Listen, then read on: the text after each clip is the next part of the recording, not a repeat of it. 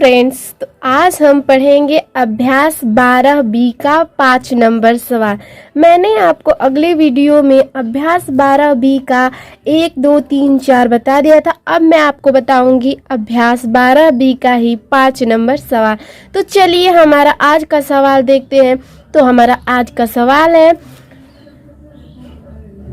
निम्नांकित कथनों को अनुपात में व्यक्त कीजिए। बोला है कि ये जितने भी हैं क्वेश्चन हमारे, उनको अनुपात में व्यक्त करना है। तो चलिए उसे हम लोग हल करते हैं।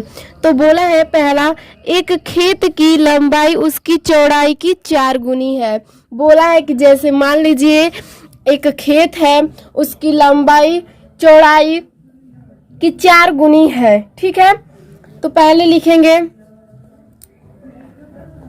लंबाई संबंधे चौड़ाई। ठीक है, तो बोला है चौड़ाई हम लोग मान लेंगे 1, और बोला है कि लंबाई चौड़ाई उसकी लंबाई, जैसे कि बोला है लंबाई उसकी चौड़ाई की 4 गुनी है, तो चौड़ाई से लंबाई 4 गुनी है। 4 गुनी का मतलब होता है कि आप इसको भी 1 मान सकते हैं। जैसे कि आप यहाँ देख सकते हैं कि ऐसे भी हम लोग कर सकते हैं। इस मान लीजिए लंबाई को भी 1 मान लेते हैं और चौड़ाई को भी 1 मान लेते हैं। ठीक है, तो बोला है कि लंबाई का इतना हो गया, 1 और चौड़ाई का हम लोगों का 1 और लंबाई बोला है कि 4 गुनी, तो इसमें 4 का हम लोग गुणा भी कर सकते हैं। अगर ब्रैकेट लिखी हूँ मैं, तो ब्रैकेट का मतलब या जब ब्रैकेट हटता है तो यहाँ पे गुणते का हो जाता है। लेकिन जब ब्रैकेट, आपकी मर्जी, आप ब्रैकेट लिख ले नहीं लिखे। ठीक है, तो अगर यहाँ पे हम लोग गुणा करते हैं इसका, तो 4 एकम 4 होगा और ये 1 है। तो देखिए हमारा यही वाला आ गया यहाँ पे भी। तो यहाँ पे मैंने डायरेक्ट कर दिया था और यहाँ पे आपको एकदम विस्तार से बताई हूँ। ठीक है, तो चलिए अब हमारा 2 नंबर सवाल देखते हैं। तो हमारा 2 नंबर सवाल है, मोहन की आयु अपने पुत्र राजेश की 3 गुनी है। मोहन कोई आदमी है, उसका पुत्र है राजेश। तो वो पुत्र बोला है कि मोहन की आयु अपने पुत्र राजेश की आयु की 3 गुनी है। यानी किसकी 3 गुनी है? तो मोहन की 3 गुनी है। तो चलिए अब इसको हम लोग लगाते हैं। तो देखिए लिख लेंगे यहाँ पे मोहन संबंधे राजेश, क्योंकि यहाँ पे मोहन और राजेश की बात किया है क्वेश्चन में। तो चलिए अब इसका हम लोग करते हैं। बोला है वैसे ही रख लेंगे यहाँ पे भी 1, और बोला है कि मोहन की आयु अपने पुत्र राजेश की आयु की 3 गुनी है। तो यहाँ पे हम लोग 3 गुणते 1 भी कर सकते हैं, तो वही होगा 3 संबंधे 1। ठीक है, अब आइए हम लोग अगला सवाल करते हैं। हमारा अगला सवाल है, तीसरा नंबर, गणित विषय में उत्तीर्ण कक्षा 6 के छात्रों की संख्या सम्मिलित छात्रों की संख्या की 3/4 है। बोला है कि जो गणित विषय में जो कक्षा 6 के बच्चे हैं, छात्र हैं, उनकी संख्या सम्मिलित छात्रों की संख्या की 3/4 है। ठीक है, तो यहाँ पे हम लोग लिख लेंगे उत्तीर्ण और सम्मिलित। क्या? उत्तीर्ण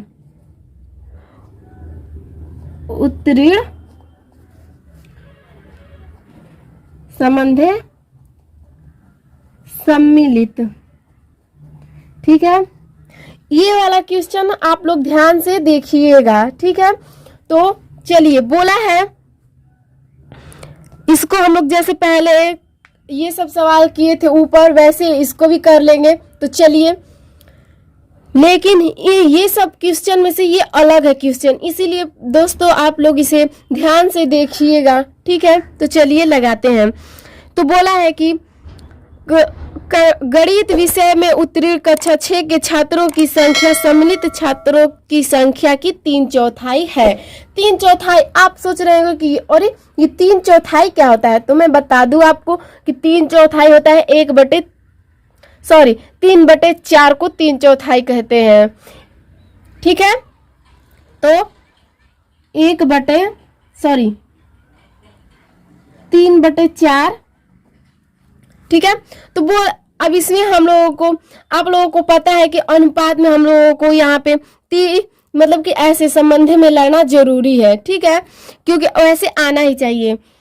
तो 4 का गुणा इसमें भी करेंगे और 4 का गुणा इसमें भी करेंगे। पीछे आप लोग पढ़ लिए होंगे कि जैसे कि 2 संबंध 3 है, इसमें दो से इसमें भी गुणा करेंगे और 2 से इसमें भी गुणा करेंगे। जैसे 2 से दोनों में गुणा करेंगे। ठीक है, तो चलिए देखिए, 4 से 4 काटा देंगे तो हो जाएगा 3, और 4 में 1 का गुणा करेंगे, 1 में 4 का गुणा करेंगे तो 4 एकम 4। ठीक है, तो चलिए अब हम लोग अगला सवाल पढ़ते हैं। तो चलिए अब हम 6 नंबर सवाल पढ़ते हैं। तो हमारा 6 नंबर सवाल है कि एक विद्यालय के कक्षा 6 में 100 बच्चे पढ़ते हैं। बोला है कि एक विद्यालय है, कोई विद्यालय है, उसमें कक्षा 6 में 100 बच्चे पढ़ रहे हैं। ठीक है, इनमें 40 लड़के तथा शेष लड़कियां हैं, ज्ञात कीजिए। बोल रहा है कि जैसे कि एक विद्यालय है, उसमें कक्षा 6 में 100 बच्चे पढ़ते हैं। ठीक है, उसमें से 40 लड़के हैं। लड़कों की संख्या आप देख सकते हैं दे दिया है, लेकिन लड़कियों की संख्या नहीं दिया है। तो आइए पहले हम लोग लड़कियों की संख्या ज्ञात करते हैं, फिर उसके बाद हम लोग अगला सवाल पे चलते हैं। तो चलिए लड़कियों की संख्या ज्ञात कर लेते हैं। तो पहले हम लोग कर लेंगे कि माना लड़कियों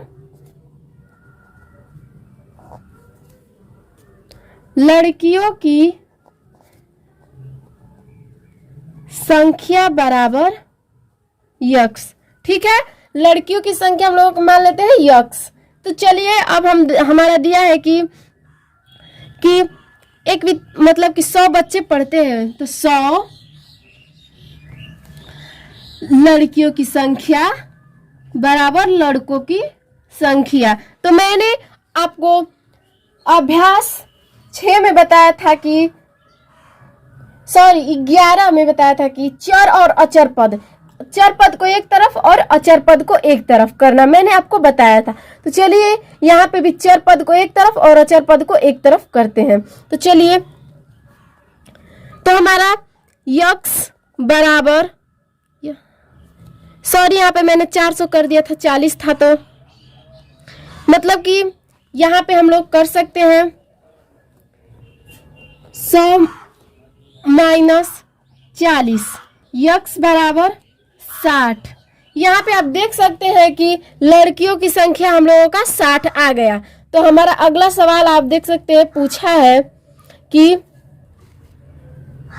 ये पूछ रहा है कि लड़के और लड़कियों की संख्या का अनुपात। बोल रहा है कि लड़के और लड़कियों की संख्या का अनुपात। तो ऑब्वियसली आप लोग देख सकते हैं कि ये क्वेश्चन में कि लड़कों की संख्या 40 दे दिया है और हमने उन्हें लड़कियों की संख्या 60 निकाल दिया है। तो इसको तो हल करना आसानी हो गया। तो यहाँ पे हम लोग बोला है लड़के, तो पहले हम लोग लड़के लिखेंगे। ठीक है, 40 संबंध है। फिर बोला है लड़कियों की संख्या, तो लड़कियों की संख्या लिखेंगे। ठीक है, 0 से 0 कटा लेंगे, यानी कि देखिए 2 दूना के 4, 2 तिया 6, हम लोगों का 2 संबंध 3 आ गया। लड़के और लड़कियों का अनुपात, इसमें पूछा है कि लड़के और लड़कियों का अनुपात बताइए, हम लोगों ने बता दिया। अब बोला है कि लड़कों की संख्या और कुल बच्चों की संख्या में अनुपात। बोला है इसमें कि लड़कों की संख्या, हम लोगों के यहाँ पे लड़कों की संख्या आप देख सकते हैं, और बोला है कि कुल बच्चों की संख्या, यानी कि बोला है कि बच्चों की संख्या, यानी कि हम लोगों के 100 बच्चे पढ़ते हैं क्लास 6 में। ठीक है, तो पहले बोला है कि लड़कों की संख्या, तो पहले हम लोग लड़कों की संख्या कर लेंगे। लड़कों की संख्या संबंधे कुल, मतलब कि कुल बच्चों की संख्या, यानी 100। अब इसको हम लोग अनुपात, बोला है कि जैसे कि अनुपात में इसको भी व्यक्त करना है। तो पहले देखिए, मैंने आपको बताया था कि अगर कटता है अनुपात तो इसे कटा लेते हैं। अगर ये कट रहा है तो इसे कटा लेंगे। 0 से 0, 2 दूना के 4, 2 5 10, ठीक है। तो अब हम लोग पढ़ेंगे ये 6 का ये ए था, अब हम लोग बी पढ़ेंगे, ठीक है। चलिए अब हम बी नंबर सवाल पढ़ते हैं। तो हमारा बी नंबर सवाल है, एक विद्यालय में 200 बच्चे पढ़ते हैं। मान लीजिए कि कोई विद्यालय है, उसमें 200 बच्चे पढ़ते हैं, जिसमें से 60 बच्चे प्रदूषित जल पीने से बीमार पड़ गए। जिसमें से मतलब कि 200 में से 60 बच्चे प्रदूषित जल पीने पर बीमार पड़ गए। तो स्वस्थ और बीमार बच्चों की संख्या में अनुपात। तो चलिए देखिए, ये बोला है कि एक विद्यालय में 200 बच्चे पढ़ते हैं, तो हम लोगों को निकालना है क्या, हम लोगों को निकालना है कि स्वस्थ बच्चे, क्योंकि देखिए यहाँ पे तो मतलब कि अस्वस्थ बच्चे या बीमार बच्चे कह सकते हैं दे दिया है, लेकिन हम लोग को स्वस्थ बच्चे निकालना है। तो यहाँ पे हम लोग 200 में से 60 माइनस करेंगे तो हम लोगों के 140 हो जाएगा। तो ये स्वस्थ बच्चे निकल जाएंगे, ठीक है। घटाएंगे तभी तो हम लोगों को पता चलेगा ना कि कितने मतलब बच्चे स्वस्थ हैं। तो यहाँ पे हम लोग कर लेंगे कि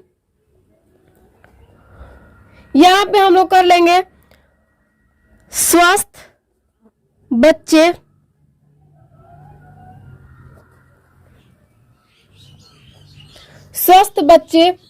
समझे बीमार बच्चे, ठीक है। तो हम लोगों को देख लेंगे कि यहाँ पे बोला है पहले बोला है, देखिए यहाँ पे भी ध्यान देना है आपको कि यहाँ पे बोला है पहले स्वस्थ, इसीलिए हम लोग पहले स्वस्थ लिख रहे हैं। अगर ये पहले बोला रहता बीमार तो पहले हम लोग बीमार बच्चे को लिखते, यानी दूषित जल पीने वाले बच्चे जो बीमार पड़ गए हैं उन लोगों का लिखते। तो पहले स्वस्थ बोला है, तो हम लोग का स्वस्थ निकाले हैं हम लोग 140। तो 140 समझे, देखिए यहाँ पे 60 है, ठीक है, आप देख सकते हैं। तो 60, तो 0 से 0 काट देंगे। अब इन दोनों को हम लोगों को आप देख सकते हैं कि ये दोनों संख्या को हम लोगों का जो 2 है, पहाड़े में आता है 2, वो काट सकता है। तो देखिए 2 7 14, 2 3 6।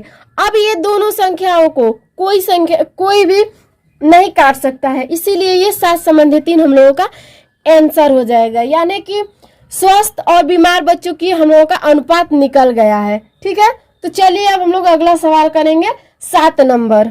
तो चलिए हम लोग 7 नंबर सवाल पढ़ते हैं। तो हमारा 7 नंबर सवाल है, आप देख सकते हैं कि अभिनय की आय ₹5000 प्रति माह है। अभिनय कोई लड़का है, उसका आय मतलब होता है कि मतलब पैसा, उसका पैसा ₹5000 प्रति महीने, यानी कि हर महीने उसे 5000 मिलते हैं, ठीक है। वह ₹3000 प्रति माह व्यय कर देता है, यानी व्यय मतलब दे देता है, हर महीने 3000 किसी को दे देता, व्यय कर देता है। अनुपात ज्ञात कीजिए। बोल रहा है कि अभिनय की आय और व्यय का अनुपात। तो पहले चलिए अभिनय की आय और व्यय का अनुपात कर लेते हैं। तो यहाँ लिखेंगे आय किसका, अभिनय का, क्योंकि यहाँ पे देख सकते हैं कि अभिनय का ही हम बात कर रहा है, ठीक है। अभिनय का आय और व्यय, ठीक है।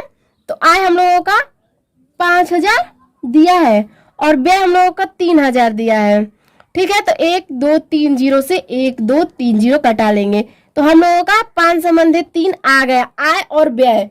तो हम लोगों का अगला सवाल दे दिया इसी का कि अभिनय की आय और व्यय में, मतलब कि ये बोल रहा है कि अभिनय की आय और व्यय बताइए। तो अभिनय का आय और व्यय हम लोगों का 5 संबंधित 3 निकल गया था, ठीक है। अब बोला है कि अभिनय के व्यय और आय में, यानी कि अभिनय का, देखिए पहले में बोला था कि आय और व्यय बताने के लिए, लेकिन नीचे बोला है 2 नंबर में कि इसका व्यय और आय, यानी कि उसका उल्टा बोल दिया है। तो हम लोग उल्टा कर देंगे, 3 संबंधी 5, ठीक है। अब बोला है कि अभिनय के व्यय और बचत में, बचत यहाँ पे देख सकते हैं कि यहाँ पे बचत बोल दिया है। तो 5000 और 3000 हम लोगों का मिल रहा था, तो पहले हम लोग यहाँ से 5000 में से 3000 घटा लेंगे, ठीक है। तो हम लोगों का बचत निकल जाएगा 2000, ठीक है। ये 2000 बचा लेता है, बचत मतलब होता है बचा लेना। तो देखिए यहाँ पे हम लोगों का व्यय दिया है 3, ठीक है, तो 3 और बचत हम लोगों का 2000 है, ठीक है, 2000। तो आप देख सकते हैं कि किसी से नहीं कटेगा, ठीक है। तो चलिए अब हम लोग, सॉरी दोस्तों मैंने यहाँ पे मिस्टेक कर दिया है। आप देख सकते हैं कि हम लोगों का व्यय यहाँ पे दिया है 3000, तो यहाँ पे हम लोगों का 3000 होगा, 3000 संबंधित 2000, ठीक है। तो 1 2 3 0 से 1 2 3 0 कट जाएगा, तो 3 संबंधित 2, ये हम लोगों का व्यय और बचत